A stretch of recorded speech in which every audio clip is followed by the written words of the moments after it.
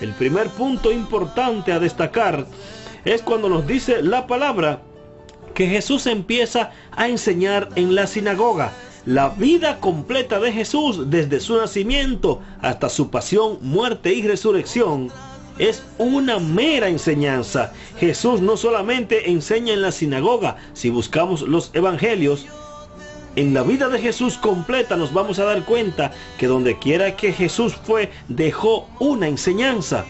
Y es a lo que estamos siendo llamados nosotros a través de este punto importante, a que nuestra vida sea una enseñanza, que el lugar en donde nosotros pisemos no se vaya la gente porque nos considera deshonrosos, que el lugar a donde nosotros pisemos no se vaya la gente porque nosotros seamos problemáticos, conflictivos, cerrados, porque no compartamos con los demás, sino que nuestra vida sea una total enseñanza, y de esta manera vamos a ganar más amigos, de esta manera vamos a compartir con más personas, de esta manera vamos a mostrar que somos lámpara, reflejo de un Cristo Jesús que está vivo, de un Cristo Jesús que te ama, de un Cristo Jesús que te quiere. En la medida en que tú reflejas la gracia de Jesús en tu vida y la compartes con otros, tu vida va a ser más llevadera.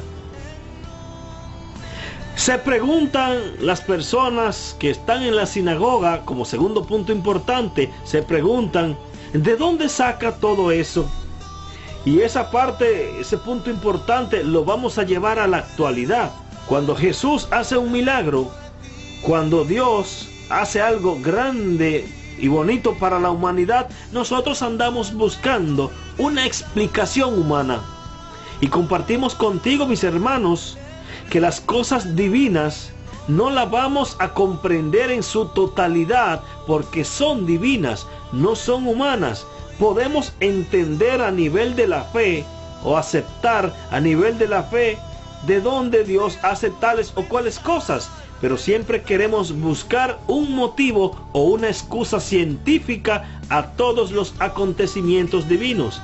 Queremos buscar una respuesta científica a todas las cosas, y es por ello que la fe en nuestros días se ha ido muriendo en gran parte, porque las personas, si no ven demostrado a nivel de la ciencia que algo divino aconteció, dicen que no existe. Pero ¿cómo vamos a poder nosotros humanamente y limitadamente comprobar a plenitud la grandeza de Dios, que es más grande que el universo?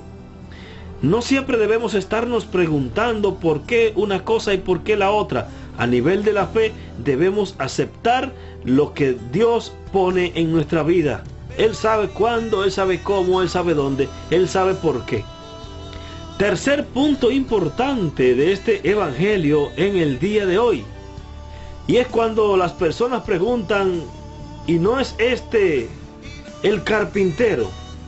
Como indicando que Jesús, aparte de ser carpintero, aprendido este oficio de su padre terrenal José, ellos piensan que quizás Jesús únicamente sabe ser carpintero. Piensan que el único oficio el que Jesús se puede dedicar es a ser carpintero, pero la gracia de Dios en todo momento nunca se apartó de Cristo Jesús nuestro Señor. Eso es como decir, y esta persona no es el mecánico de motores o el mecánico de pasolas de la comunidad. ¿Y cómo es posible que ahora viene a hablarnos de Dios? ¿Cómo es posible que ahora viene a hablarnos de conversión y de sanación? Porque esa persona ha recibido sanación, conversión, ha recibido gracia de Dios a través de Cristo Jesús, y por eso habla de estas cosas. Con esta interrogante de las personas que compartieron en la sinagoga, en este momento donde nos habla el evangelio, es como una discriminación a Jesús que están haciendo. Es como señalando, el carpintero ese, el hijo de fulanita, el hijo de María, el hijo de la Santísima Virgen María. Como ellos piensan que Cristo Jesús no puede hacer otra cosa más que ser carpintero. Las virtudes que el Señor manifiesta en las personas humildes, mansas y sencillas son muchas. Las virtudes que el Señor comparte con su gente, que el Señor comparte con su pueblo, son muchas virtudes. Así que no te sorprendas cuando el limpiabota de tu comunidad en el día de mañana haga algo grande en el nombre del Señor y para nuestro Señor Jesucristo. No te sorprenda, porque Dios toma a las personas mansas y humildes de corazón para hacerse grande en estas personas. El siguiente punto importante, cuando el Evangelio nos dice el hijo de María, hermano de Santiago y José, y Judas y Simón. Y es un texto que nos trae conflictos en nuestra vida cotidiana, porque a través de este texto muchas personas se dejan confundir. A través de este texto muchas personas empiezan a decir: si la Biblia me está diciendo que Santiago, José y Judas, además de Simón, son hermanos de Jesús, como nos dice el Evangelio, quiere decir que sean hijos de la Virgen María. El Evangelio nos está diciendo hoy que Jesús es hermano de Santiago, José, Judas y Simón, pero no nos está diciendo que sean hijos de la Virgen María estos personajes que acaba de mencionar la palabra. Hermanos de Jesús, pero no hijos de la Virgen María. Y usted dirá: pero ¿cómo es posible? Fácil, fácil. Los peloteros, los basquetbolistas, los ciclistas, aquella gente que practican enduro en motocross, por ejemplo, aquellos que caminan, hacen ejercicios en un mismo grupito cada tarde o cada mañana, se sienten como hermanos, se hacen llamar hermanos y viven en un ambiente de fraternidad, en un ambiente de sano compartir.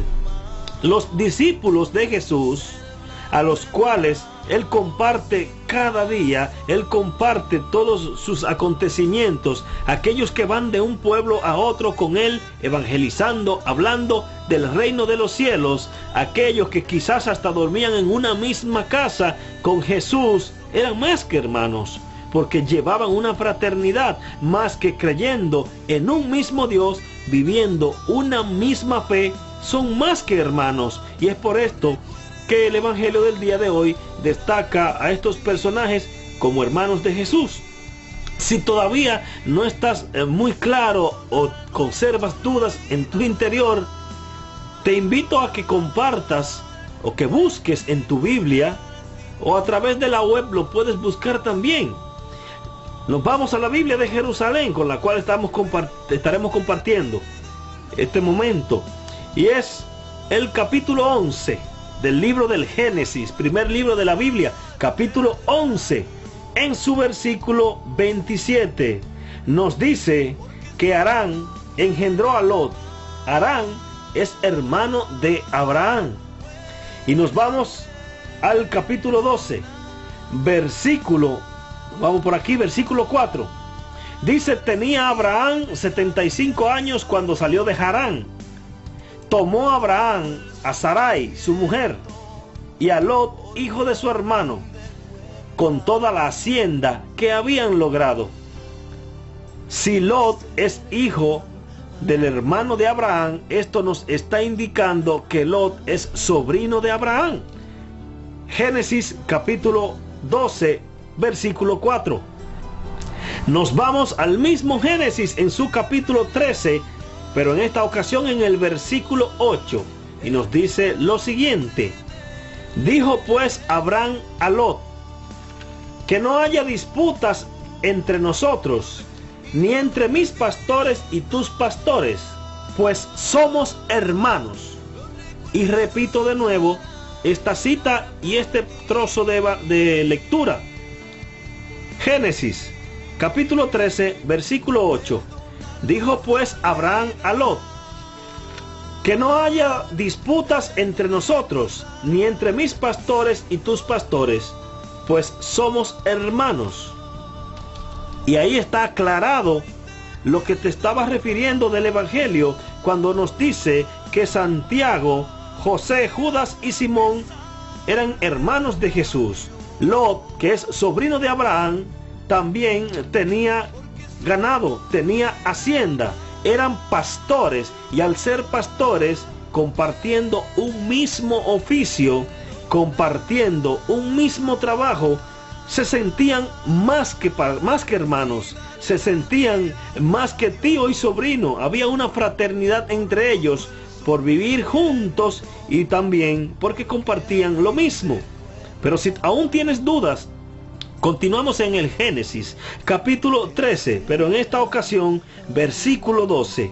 Y nos dice la palabra: apresaron también a Lot, el sobrino de Abraham, y su hacienda, pues él habitaba en Sodoma, y se fueron.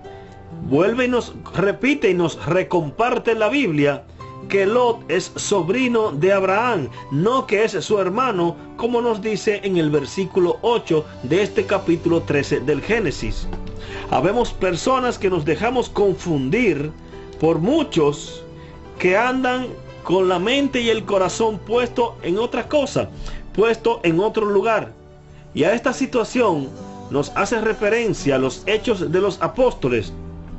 En su capítulo 20, versículo 30, nos dice: y también que de entre ustedes mismos se levantarán hombres que hablarán cosas perversas para arrastrar a los discípulos detrás de ellos. Por tanto, vigilen. Nos dice el libro de los Hechos de los Apóstoles, capítulo 20, versículo 30 y 31.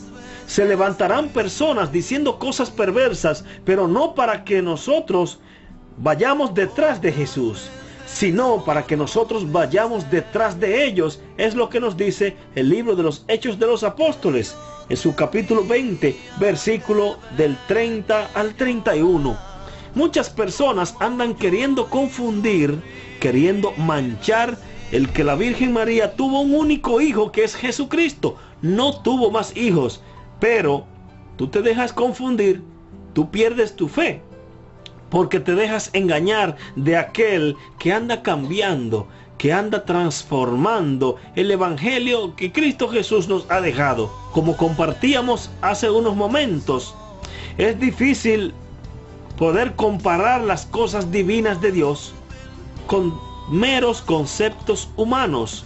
Podemos aceptarlo y comprenderlo por la fe, pero humanamente o científicamente no vamos a tener una plena explicación de las cosas divinas. No vamos a tener una plena explicación de la misma palabra de Dios. Y ya como último punto importante, queremos compartir, donde nos dice la palabra al final del Evangelio: no pudo hacer allí ningún milagro, solo curó a algunos enfermos, imponiéndoles las manos, y se extrañó de su falta de fe. Es lo que le falta a la humanidad. Es lo que nos falta a tantos corazones con problemas, que no pueden dormir bien, a tantos corazones que a cada noche se despiertan a diferentes horas porque viven atormentados, pensando en qué va a pasar con el mundo, en cómo será el juicio final, pensando en tantas cosas atormentantes, tantas noticias trágicas que recibimos por los medios de comunicación, y esto nos va quitando la fe. Si tú quieres que Jesús haga el gran milagro en tu vida, en este día, en el día de hoy, ten fe en Él, ten fe en su palabra, y así verás la gloria de Dios.